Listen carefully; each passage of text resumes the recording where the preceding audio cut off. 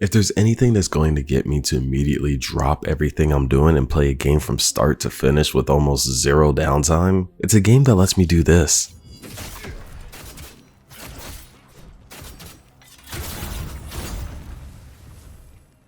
Now an expectation has been placed within my heart that I fear no other game will replace for the time being. I'll say it now, I'll place Kazan right under Nioh 2 in terms of my favorite bonfire likes.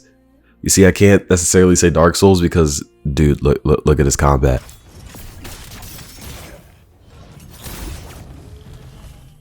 But I can't straight up call it Nioh because, dude, look at this combat.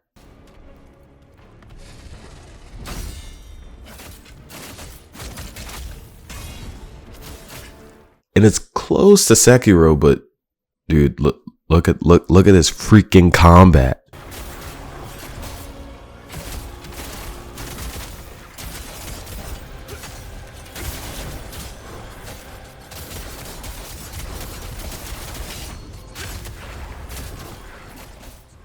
It's like a triangle with Dark Souls, Nioh, and Sekiro all in the corners, but then right in the middle, placed at like 1% opacity so you can barely see it, is anime. And that right there in the middle is where you'll find Kazan, the First Berserker. Funny enough, it was very difficult for me to get things ready for this video, mostly because the entire first day I thought I'd press record multiple times when it was needed and immediately realized at the end of my play session that I didn't, because I was just so locked in on the game.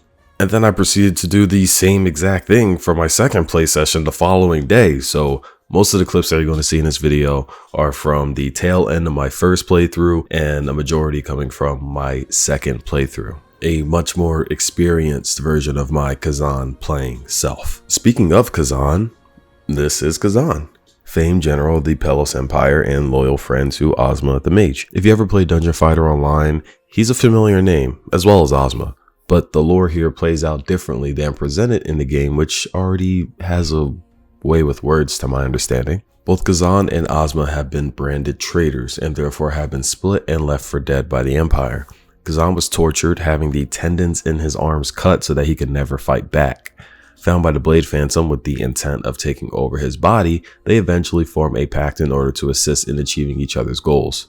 For Kazan, this was to clear his name and gain revenge, and for the Blade Phantom is to carry out the commands given by Charon and consume all the delicious lacrima they could get their hands on. In the original Dungeon Fighter lore, once Kazan was exiled, that's pretty much it as far as we know. From that point on, it's assumed that he dies and the Kazan syndrome was born, and that created many of the Slayer characters in Dungeon Fighter's universe. Most noteworthy being the Berserker Slayers, who are those who have their arm possessed by Kazan and have fully lost control. First things first, artistically, Kazan is amazing. And I mean both the man and the game. The environments look amazing, with one major caveat being that they're so desaturated. The use of vibrant colors is rare. Kazan lives in a very dull world. It works well in some of the later stages to translate the dread of the world state, but some of the more natural areas still lack any vibrancy to really bring them to life. It's not the end of the world, as everything else visually is superb. The art style is superb, it just lacks colors. Just a quick glance at some of the monster designs, the gear designs, and even the effects show this. So, we've already established that Kazan the First Berserker is a Souls-like game featuring large levels, bonfires, shortcuts, boss fights, bullshit, and everything in between. There is a demo available for the game, so please do go try that and then come back. It'll give you some background knowledge for general combat, but I'll retread it here as well anyways. The first level is obviously a tutorial, basic combat and such. The Sekiro part of Kazan is explained here. Kazan can block and dodge, but also perform what are called blink versions of both, which are performed with tight timing. Getting used to these two is important because they are the best ways to maintain higher levels of both offense and defense.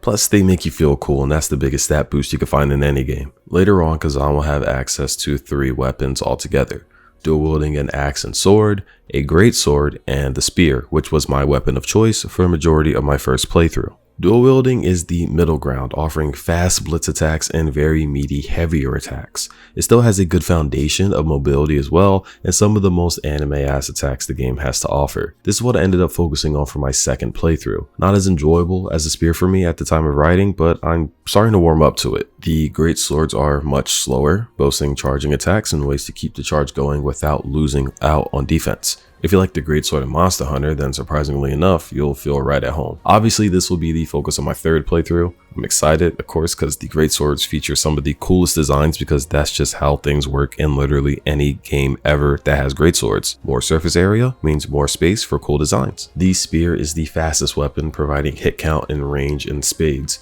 It features Moonlight Stance, which is the main gimmick. It's not really a stance, but instead, it makes most attacks follow up with an after image for an additional hit. This makes Spear very effective at whittling down enemy stamina. Spear thrives off of brink dodging, but also has a continuous special move for non-stop brink attacks at the cost of Spirit, which is this game's special move resource. This weapon was a love at first sight for me during the demo, and sticking with it was not a decision I needed to make. All three of these weapons have additional basic attacks plus special moves that are unlocked through their own skill trees that are fully and freely respecable. You'll gain skill points just by playing the game, and each level of the tree has its own level threshold to be available. The skill tree is separate from Kazan's actual level, which is more akin to Dark Souls, with Lacrima being the currency to level up the stats. Beyond the weapons, Kazan also has 5 armor slots and 2 accessory slots. Everything comes in different rarities from white, blue, purple, pink, and orange, or common, uncommon, rare, unique, and then epic. And then there's a final rarity of legendary behind New Game Plus 2.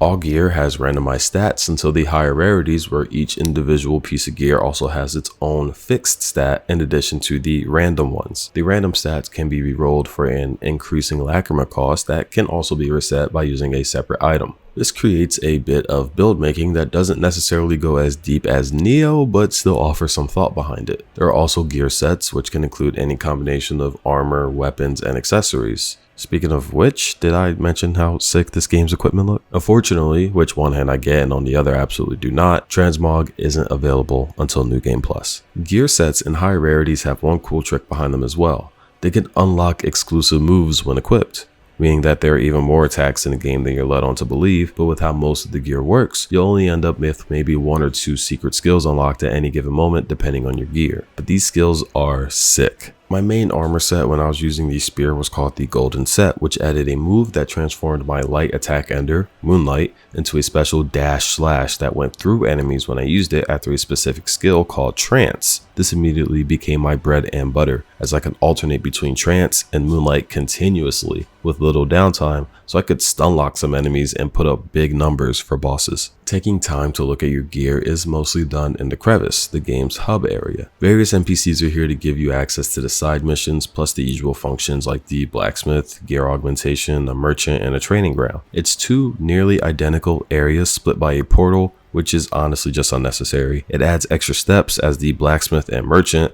are only on the blue side, but levels can only be selected from the red side. Plenty of other games have larger hub areas, so getting to the NPCs you need is more of a process, but those games also make it feel more organic.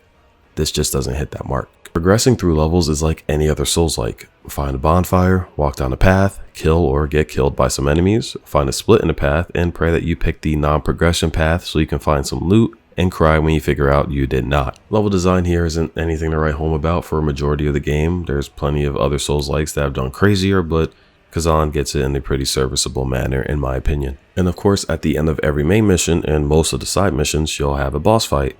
Honestly, A+, 10 out of 10, no notes. Besides Viper. All my homies hate Viper. And I wish this was a bit, but no, I genuinely do love every single boss fight in this game. They're all fun. Later fights get some cool gimmicks and they're all challenging, but for me personally, the average number of attempts per boss dropped as I played and learned to work with the game. By the final 2 regions of the game, I killed each story boss within 5 to 10 attempts, depending on if they had a second phase. A few of these I even did in my first try, which I think is a testament to how well the game rewards you for understanding and utilizing its mechanics and systems. Or just that the spear is overpowered, I don't know. The regular enemies aren't anything to scoff at either. There's a good amount of variety. Humans, undead, animals, beasts, and things in between. Most normal enemies, think humans, wild animals, they have white stamina bars. These regenerate over time but deplete when attacking, similar to you. Everything else will probably have a purple stamina bar. These don't regenerate. For bosses, this means you can pace yourself. Wait for proper openings to whittle them down and then cash out when they're exhausted. Otherwise, keep the aggression up for white stamina bars. A bit unusual for me, but I want to talk about the story for a bit, so skip to the time on the screen or on the time bar if you want to avoid any spoilers. Kazan's story is a rather tragic one. There's a character relationship web accessible from every bonfire, and each and every character you meet gets added with a little blurb also thrown in whenever there's a development. You won't necessarily fall in love with anyone because they're so incredibly deep and well written, because Kazan the First Berserker isn't that kind of game. I'd even argue that the characters in the game already had their life of development. We're thrown into an already developed world. Kazan was a famed general. He had already slain the long-standing big bad Hismar. His exile didn't necessarily slide right by most of his most loyal soldiers, and it's shown at points throughout the journey. We don't see Kazan deal with growing pains, but instead the pain comes from his most fruitful developed relationships. Ozma being the main antagonist isn't a crazy surprise. If you took 10 seconds to look at the title screen, you'd know right away. But just as Kazan's soldiers swear loyalty to him, Kazan himself swears loyalty to Ozma. Multiple characters were loyal to Ozma, and every single one were betrayed by him. Kazan literally does not have the intention to kill Ozma after finding out he was behind everything until the end of the second to last mission. There might not be this big grand story being played out here, but it carries two themes with it very well, and that's loyalty and betrayal. And I enjoyed it, as a matter of fact.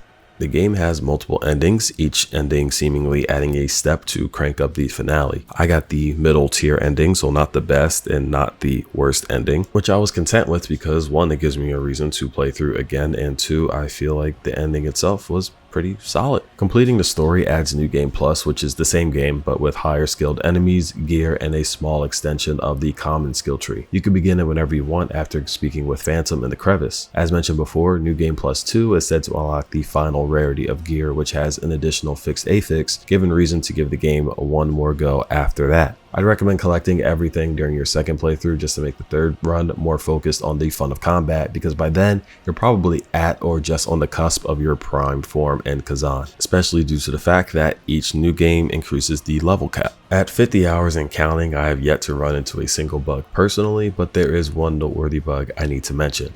One of the collectibles in the game are these little jarlings.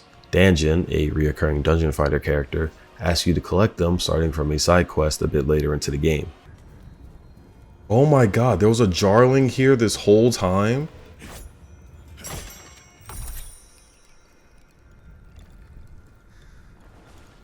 What?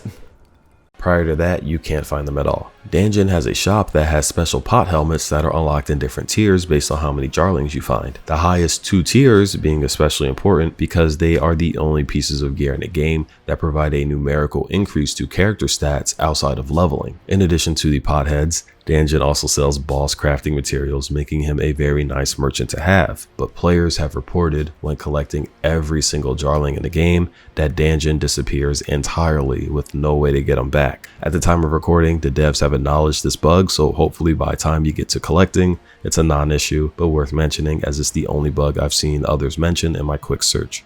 There was a dev note just prior to launch that stated the intention of free DLC sometime in May, which makes me very happy because this is where we get into my short list of some grievances I have.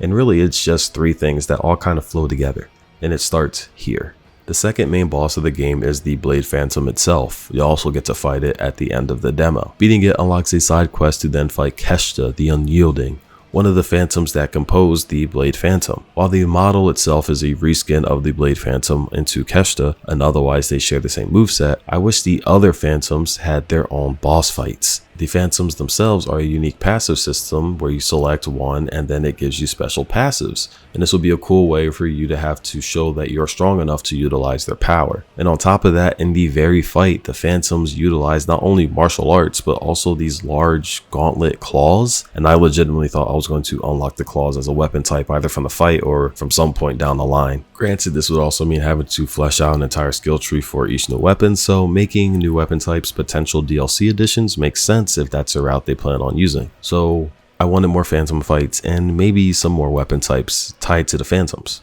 My third and final complaint is also phantom related. About halfway through the story, you'll unlock the phantom form. Visually, it's sick. Once again, 10 out of 10, A+, no notes. But it's the most lackluster tool in your kit almost at any given moment. I think the issue stems from phantom form not utilizing any actual stats, so its damage doesn't scale as hard as it should. You can get damage from the tree, but the only attack that ever felt was worth was the fully charged katana attack, and outside of that, I only ever used phantom form as a free revive, and that was with a full kit geared around phantom form usage, maximizing meter gain and longevity. But all of those are really minor complaints that I forgot about once the game really got rolling. Besides the phantom form thing, that really it just bothers me personally really badly. I don't know why. I like transformations in games, and it sucks, and I wish it was better because it looks so cool.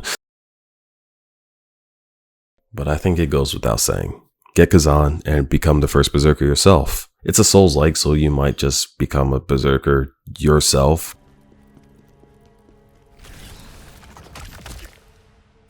Game? But that might work to your advantage. The game runs great, looks great, feels great, it's fun. I would have never guessed this would be the game that would engross me to such a degree that I'd get off my ass after almost 2 years and upload again. It's a journey of loyalty, betrayal, and a whole lot of bloodshed from both characters, enemies, and even the player. And I'm looking forward to shedding a lot more.